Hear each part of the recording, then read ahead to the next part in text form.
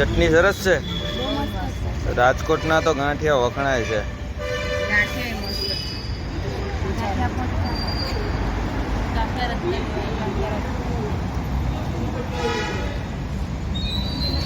તાર નહીં ખાવા ગાંઠિયા?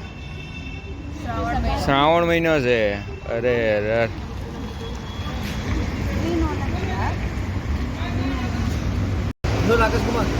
ના, આપણે ઉપવાસ છે. હો, તમે ખાઓ, તમે આનંદ ઉઠાવો.